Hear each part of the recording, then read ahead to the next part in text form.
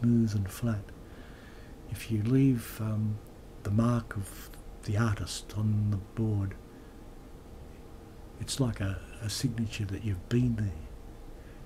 You're putting your own energy into the work by allowing your brush strokes to show. A lot of artists prefer to paint photorealistic, where you don't see the brush marks. That's the way they paint. That's their choice.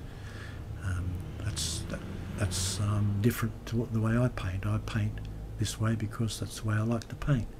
I'm not putting anything, not saying anything against any other form of painting. I'm just making a statement that each artist chooses to paint the way they're comfortable, the way they like to paint. And that's the way it should be. There's no right and wrong in art. There's just different ways of approaching your subjects, and that's what makes art. In my case, I like to leave my mark where I've been, so that people can see that I've enjoyed doing the work. My brush strokes make my own statement. A lot of the French Impressionists, the Australian Impressionists, painted this way.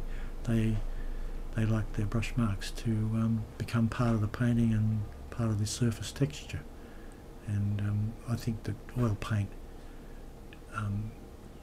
allows this to happen really well, because it's very heavily bodied and stands out from the surface. You can put some beautiful textures on there, and almost helps the three-dimensional effect. Well, it does, I suppose.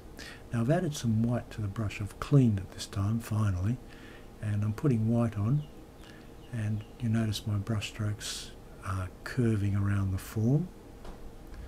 They're big curved slashes. I'm using the brush on its flat. I'll change direction a little bit because I feel that the fur changes, which it does, it changes direction also, but generally I'm painting in a way that follows the form, once again establishing a feeling for the shape. My brush strokes are short, they're energetic, lively, and this also helps to establish a form of texture on the surface. I'm having a feeling for the fur itself. I'll add a little bit more white. I'll come up on the other side, and I'll follow that down as well. Also following the roundness of the form. Now, a lot of people would put all this paint on and brush it out nice and smoothly, and then wonder why it doesn't look like the body of an animal. That's probably why, because you've smoothed it down too much. And I often say to people, you know, don't be quite so neat when you're putting paint on.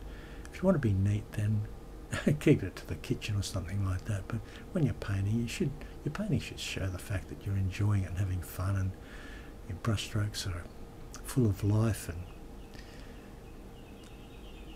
having an understanding of your subject. That's my opinion, and that's the way I feel, but there'll always be people who disagree with you. Don't worry about it. You'll find as you progress and you become more confident, and it's only practice that gives you that your style will develop naturally. Don't worry about copying other people's styles. Just start. If you want to paint this way, then that's fine. It's only a beginning, and if you paint and you enjoy painting or drawing, whatever, then your own style will develop naturally. It's like a signature. You can copy somebody else's name, but it'll be in your hand. It'll be the way you write, and that's what painting does too, or drawing. You can't change the way that you write your name, and if you do it naturally, that is, and that's the way your painting will turn out. Now I've added some ultramarine blue to the brush. I haven't washed or cleaned the brush. A lot of people overwash their brushes. Every time they pick up a new colour, they feel they have to wash the brush. That's not the case. It is sometimes, but in this case, not so. So I'm putting the blue on, and look at what the blue's doing. It's creating a cool shadow area in the lower part of the body. It's picking up the white it's combining with the white and it's going a little lighter, but it's still dark enough to give me a feeling of form. And this is only the beginning. I'll go up and I'll put a little bit more blue into the white, and white should always be treated this way.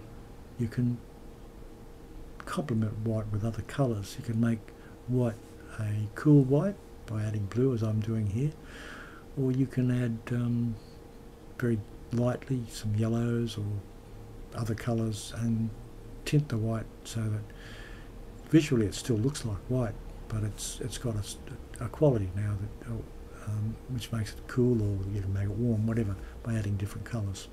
That's what I'm trying to say. Now I'm working along the bottom here now, and I'm considering the pavement area, and I'm working some white in there, and it won't stay white once again. I want it to turn into a grey, but to establish it, rather than mix a grey, I'll do it on the board.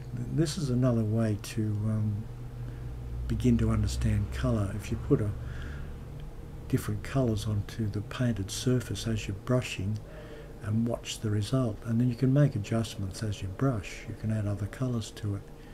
So I'm looking at the area where the cement is now, the concrete area, and if I paint those in, or that area in, that will give me a nice contrast against the head, the shape of the head as well. So I'm going to pick up a little bit more paint on the brush, and I'm going to just very lightly rub it on. You'll notice that it's not just white on the brush. I've added two other colours. I already had some blue on the brush with the white. I've added a little more blue, and then I've added a little bit of the burnt umber. So you can see that the painting's been unified by that, as well as the white being turned into a warm grey. And as I'm brushing, you'll notice my brush strokes are following well, apart from when I'm trimming underneath the head, the brush strokes will follow the angle of the surface. So they're more flat. And see the way I'm using the paint? I'm pushing it. It doesn't have to be just brushed as you would if you're brushing a door or something like that with house paint. You can just scrub the brush. It shortens the life of the brush a little bit. It breaks the bristles over a period of time, but they would break anyway. They're pig's bristles, they're hog bristles, and they get a lot of. They're quite strong. They last for a long time, but they do get knocked around, and over time, gradually they'll break off, and the brush will change its shape. And I'm saying that leave it a long time before you discard the brush, because brushes have a quality about them as they age, and I find them quite useful. My brushes usually are just about useless by the time I discard them, and they can be used for other things as well as doing flat surfaces. I'll use them to create texture in trees, foliage and things like that. So, but in this case, I'm rubbing the brush onto the flat surface. I'm pushing the paint in. You'll notice it's all streaky. So there's patches of warm and there's patches of cool. And now the head is contrasting nicely against the surface. Pushing the paint in underneath the head there.